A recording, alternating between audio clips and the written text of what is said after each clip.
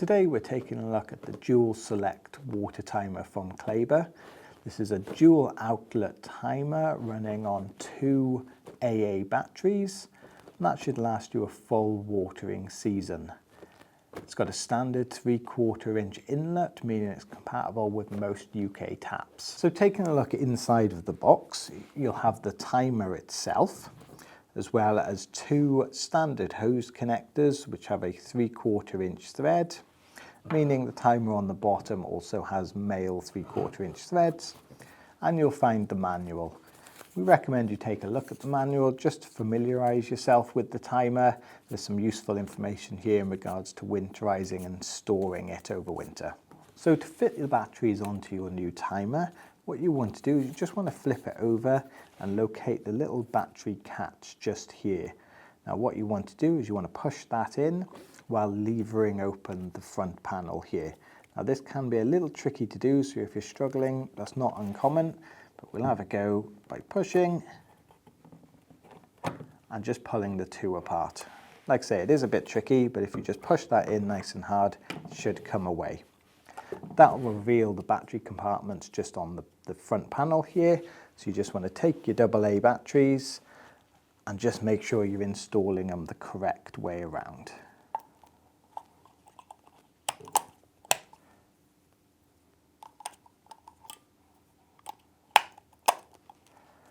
There we are. Once you've installed the batteries, that timer is now ready to go back together.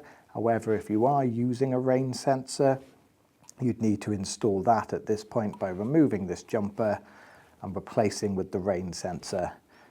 This timer is compatible with both the wired rain sensor from Claber as well as the RF rain sensor.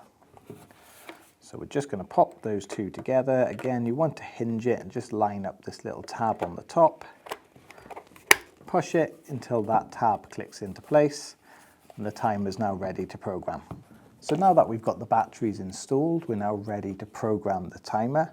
This is a relatively straightforward timer to program, just using these 2 buttons on the front. And these 2 buttons are shared across the 2 outlets, meaning whatever you program onto one outlet is also going to apply onto the second.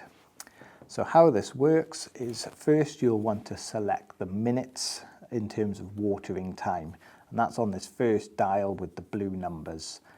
To select how many minutes you want it to run for, you just simply push that button and you'll see the numbers tick up. So for instance, I'm on 3 minutes there, but if I keep pressing it, we're on 5 minutes, 6 minutes, 8 minutes, etc. So just keep pushing that button until you get your desired run time. I'll leave it on 15 minutes. And next you want to move on to the button just next to it on the right hand side and choose your watering frequency. So this is essentially how many times a day you want the program to run. So we've got options there for 8 hours, 12 hours, 24 hours, etc. We're going to select 24 hours just so that this runs once every day. So again, just push the button until you see 24 hours displayed in the bottom right here. And then once you're happy with it, you can just take your hand away and that will set. Once you've set your run time and your frequency, simply just push either the A or B button. I would recommend the A. And then you can leave that, and you should find that it starts watering immediately after that. If you want to delay the start time, so for instance, if you're programming this in an evening and you want to start it in the morning, you can push the A button repeatedly and you'll see a number on the left-hand side here start counting up. That's the delayed start. So you can choose a number of hours to delay the start by, install the timer, and once that's counted down, the timer will start watering and then repeat on that schedule. So as with most timers in our range, the Dual Select is not suitable for winter use, so you will want to remove this over the colder months. Now what we recommend is that you remove the timer completely from the tap, give it a good shake out, remove the batteries and store indoors where possible. If you have to store this in a shed or a garage, you can do, but just make sure you've shaken all the water out, because these areas can still get very cold and you may find that damage still occurs. So wherever possible, store it indoors within the home where there's no risk of it freezing, and you'll find that the timer should be fine the following year. When the following year comes, pop in a fresh pair of batteries, reprogram the timer, and away you go.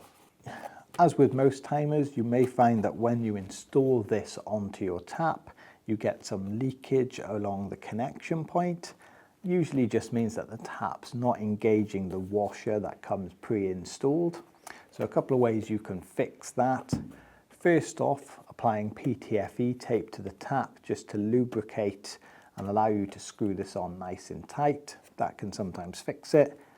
Otherwise, what you can do is take a 3/4 inch washer and just install it on top of the pre-installed one, just to thicken it out a little bit. And then what you'll find is when you screw this onto the tap, they come into contact much sooner and you should get a tighter seal. If you've got any more questions regarding this timer, you're welcome to leave a comment in the comment section of this video. Otherwise, you can find the timer on easygardenirrigation.co.uk, where our team are always happy to help.